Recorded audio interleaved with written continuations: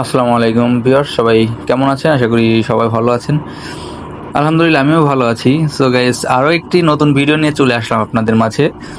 যদিও সেই পরিচিত একই রাস্তা, কারণ রিসেন্টলি একটু ব্যস্ত থাকার কারণে আমি ঢাকার ভিতরে যেতে পারছি না বা অন্যান্য জায়গায় ট্যুর করতে পারতেছি না।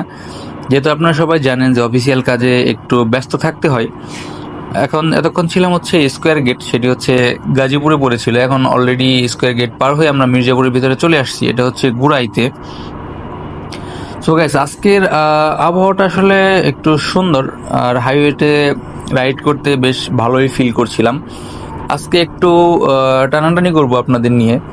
মানে আমি এক্সব্লেডটা, সরি মানে আমার হর্নেট, আমি এর আগে এক্সব্লেড ইউজ করতাম, তো মানে সেই সে থেকে শুধুমাত্র এক্সব্লেডই চলে আসে।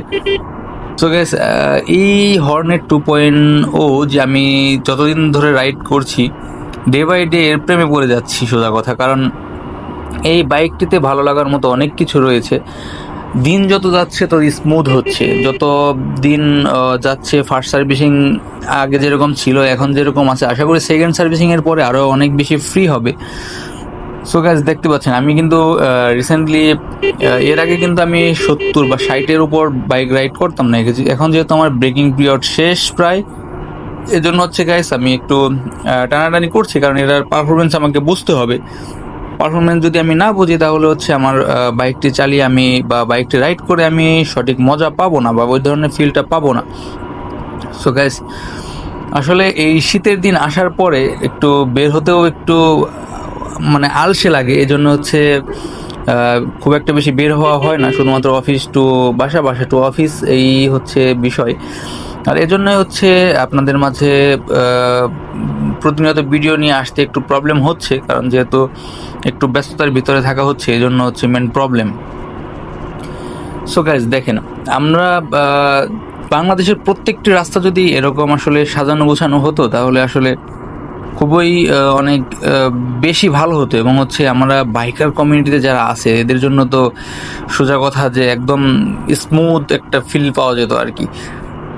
সো ভাই, আমরা আসলে যেটা বলে থাকি যে আসলে হর্নেট 2.0 বাইকটি একটি হায়ার সিসি বলি, বাট 184 সিসি বা 185 বা 200 সিসি বলেন যারা, তারা হচ্ছে ঠিক আছে হায়ার সিসি, এটি আমিও মানি। কারণ এই বাইকটির যে পারফরমেন্স, এটি আসলে কোনো মতেই, ও মাই গড, দেখেন এই গাড়িটি কে কে লক্ষ্য করেছেন? এই গাড়িটি কি একটি গাড়ি? এটি হচ্ছে টয়োটা ক্রাউন, আমি যদি ভুল না করে থাকি। চলুন এর সাথে আসলে এটা আপনাদেরকে দেখানোর চেষ্টা করি যে দেখাতে পারি কিনা টয়োটা ক্রাউন গাড়িটি।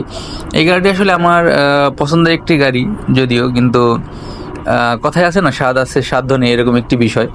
কারণ এই গাড়িটির যে চড়া মূল্য আর সিসি অনেক বেশি হওয়ার কারণে অবশ্যই ট্যাক্সটা অনেক বেশি। আমার গাড়ি অলরেডি দেখেন 94 হচ্ছে স্পিড, অথচ আমি ওনাকে মানে পাত্তাই পাচ্ছি না। আমার মনে হয় সামনে যে ওনার বাধা প্রদানের জন্য কিছু ছিল, যেমন 3 হুইলার ছিল বা অন্যান্য গাড়ি বা বিভিন্ন রাস্তার ভাঙাচোরা অংশ ছিল, যার কারণে ওনাকে আমি এই 90 কিলোমিটার গতিতে তারপরে ওনার পিছনে যেতে পারছি। আমার মনে হয় যদি রাস্তাটা একদম প্লেন থাকতো তাহলে আমি ওনার পাত্তাই পেতাম না।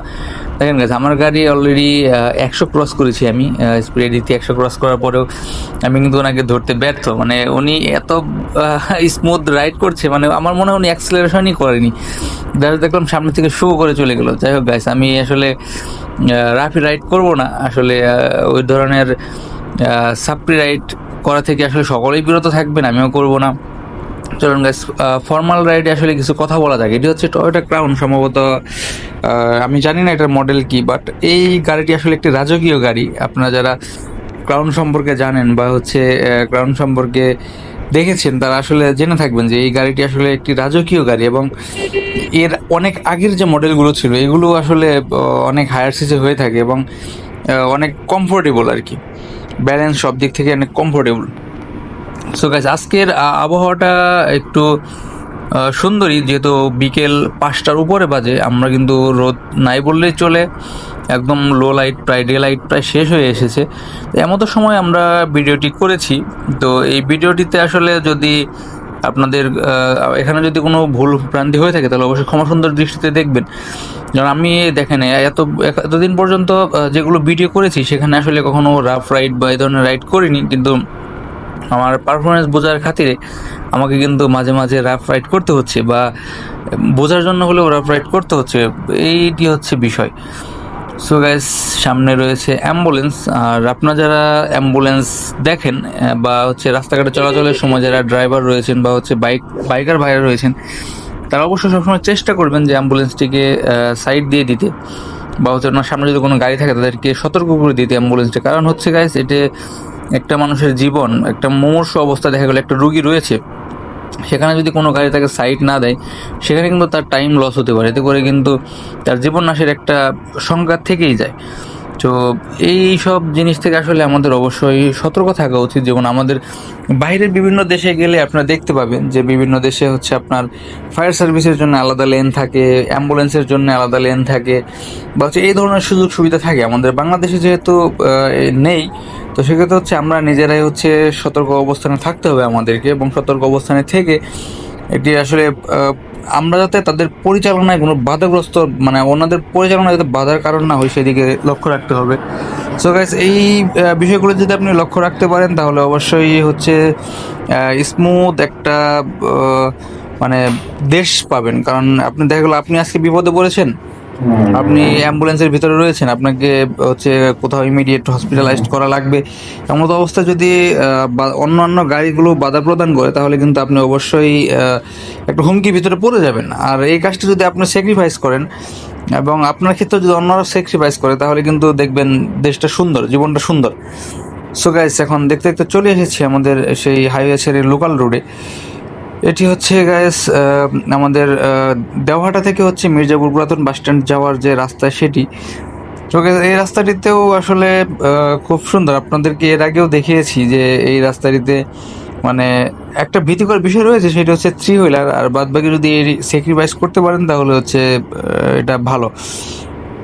কারণ এই রাস্তাটিতে একটু থ্রি হুইলার রয়েছে, যাদের থেকে আমি পার্সোনালি একটু বেশি ভয় পাই বা সতর্ক থাকি। কারণ আমি অনেকবারই দেখেছি যে গাড়ি গতিতে রয়েছে 50-60-এ, দেখা গেল আপনার বাইকটি গতিতে রয়েছে, কিন্তু এই সময়তে ঠিক এমন তো সময় দেখবেন যে একটি থ্রি হুইলার হঠাৎ করে ডান দিয়ে ঘুরিয়েছে, হঠাৎ করে বাম দিকে টার্ন নিয়েছে। মানে এই বিষয়গুলো থেকে আসলে মানে আপনি আসলে বুঝে উঠতে পারবেন না যে আপনি কার দোষ দিবেন, এটাকে থ্রি হুইলারের দোষ দিবেন না আপনার কপালের দোষ দিবেন। কারণ এই বিষয়গুলো আসলে খুবই ডেঞ্জারাস হয়ে থাকে। সো গাইস, আজকে আর কথা বাড়াবো না, সামনে আসলে নতুন কোনো ভিডিওতে আরও অনেক বেশি কথা হবে। আর আপনারা সবাই দোয়া রাখবেন যাতে আপনাদের মাঝে আরও নিত্য নতুন ভিডিও নিয়ে চলে আসতে পারি। আর প্রথমেই আমি দুঃখ প্রকাশ করে নিয়েছিলাম, এখন আমি দুঃখ প্রকাশ করতেছি যে আমার ব্যস্ততার কারণে আমি নিত্য নতুন ভিডিও বা অন্য জায়গায় আমি ট্যুর করতে পারতেছি না, যার কারণে নতুন কোনো ভিডিও আসতেছে না। এখন যেগুলো করতেছি সেগুলো থেকে আপনারা অবশ্যই সাপোর্ট করবেন, ভালোবাসা দেবেন, ইনশাআল্লাহ সামনের দিকে আরও এগিয়ে যাবো। আজকে এ পর্যন্ত, আসসালামু আলাইকুম।